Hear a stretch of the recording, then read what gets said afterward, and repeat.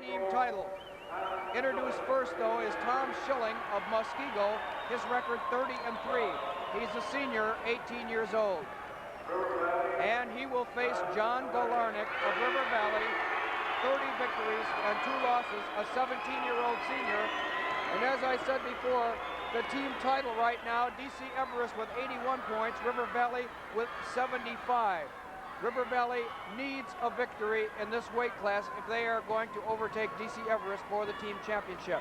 Everest has no other wrestlers in the finals. They could tie them too, Marsh, with a fall in either of the weight classes, but thus far we've not had anything that resembles a fall in the state championship finals, and I just think when you get to this level, you just don't see a whole lot of pins. In WCHA hockey tonight, North Dakota leads Wisconsin 2-1. They're playing in the second period at Grand Forks. Galarnyk making his move, but he can't get his leg out. No points yet, 1:24 remaining in the first period. A lot of pressure being put on now by Tom Schilling. Looks like Galarnyk's up a little high. Yes, he is, but he came out of it. Now that was a very crucial point right there, Marsh. If the young man Tom Schilling would have been able to pull Galarnyk's head over the top, he might have pinned him right there. For a moment, John was in very, very bad position. Galarnyk leads it 2-0. Again, coached by Rick Lovinger in his 4th year at River Valley, a former national champ at the University of Wisconsin.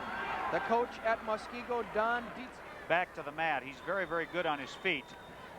Whether or not it looks as though he's going to attempt to ride Tom Schilling, however, he may try to turn him. He's had some luck in the tournament scoring near fall points. John Galarnyk. He won the regionals, he won the sectionals. He pinned Rich Nichols of Wisconsin Rapids in the quarterfinals. And now he's in trouble. That was a difficult situation right there, Marsh. Tom Schilling caught John Galarnyk in a defensive move and trapped one arm and one leg. Now, by the way the rules are interpreted, that's control, and just because your back is facing him, that doesn't mean you can't score near fall points, and that was a 4-point move and a big one for Tom Schilling. 4-2, he leads it with 5 seconds remaining in the first period. Schilling and John Galarnyk. And that's the end of the period. I think that confused John Galarnyk a little bit. He wasn't quite... He looks over at Coach Rick Lovinger, and Rick says, take the bottom position, take the down position. You've got to get out and get a point, or you've got to reverse him and get 2. Tom Schilling on top. Decision Andy Momarts of Oconomowoc in the quarterfinals. Decision Dennis Bindle of DC Everest 2-1 in the semifinals. Galarnyk tries to stand up, can't do it.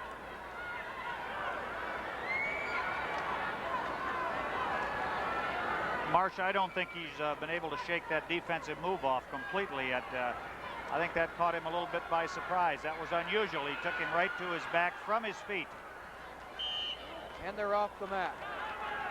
John Muskego, and he also is a pole vaulter on the track team. He's quite an athlete. He's rated 13th by Crossface magazine. Schilling is doing a good job of keeping Galarnyk on the mat. He's keeping his weight forward, and John usually tries to get to his feet and escape. I've watched him wrestle in the Badger tournament a number of times over the last 2 years, and he's usually pretty good at getting to his feet. Schilling is doing a good job of keeping him on the mat. Well, he's tying up his legs, too, and that's making it very difficult for him to get out of there. Galarnyk tries to turn him around. Can't do it. 1 minute remaining in the second period. You'll note referee Arvo Britton a moment ago warned Schilling for stalling. Referee Arvo Britton says you're doing too good a job of controlling and you're not working hard enough for the fall. He warned him the next time it'll cost Tom Schilling a point. From River Valley, he's a senior. He's got to come out of there if he's going to catch up. Tom Schilling doing a good job.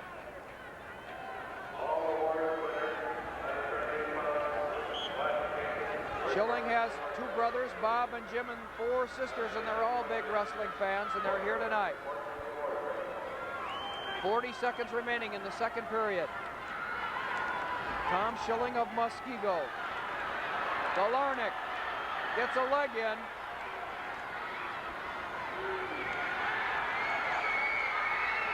"25 seconds, no points yet.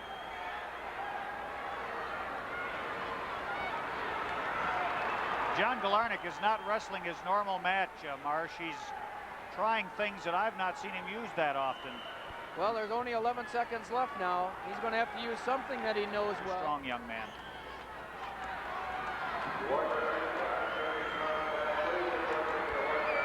John Galarnyk has got a chance to escape here, Marsh. 4 seconds left, and he's on his feet. And he doesn't get out here to overtake DC Everest to win the team championship. It's going to take 6 points. DC Everest leads at 81-75. Galarnyk lets him out. He's got to go for the takedown. He trails now 5-2. Schilling leads it. Third and final period. 145-pound class. I'll bet if John Galarnyk had to do it over again, he'd let him go in that first period too. It's always easy to think of those things when you look back, isn't it? Hindsight is 20/20, isn't that what we always say? Well, I don't believe I'm hearing a coach say that. John Galarnyk has got to take him down now. That's a must. There's 1 minute 30 seconds left, and he has got to go on the offense if River Valley is to remain in this team race. 1:22 remaining in the third and final period. Schilling leads it 5-2. Tom Schilling came in with 30 wins and 3 losses. Galarnyk 30-2. Galarnyk as a catcher on the baseball team, and he went to the Badger Wrestling School for 3 years. He's going to have to use some of that knowledge that he learned, because he trails it now with 1:03 remaining in the third period. Well, you can hear the crowd, and they are actually pulling for Tom Schilling of Muskego, because a lot of these fans would like to see Schofield DC Everest win the championship. Schilling is doing a good job of tying Galarnyk's left arm up and making it very difficult for him to gain enough mobility to score. He's ahead 5-2. Why should he do anything foolish? Well, the only thing he has to be worried about is getting called for stalling, and I don't believe he's had a warning yet, so he has had one. Yes, he has, Marsh. He was warned in the first period when he was riding. That had cost him a point, but now Galarnyk has the leg. He's got to get the takedown and get some back points. 30 seconds remaining.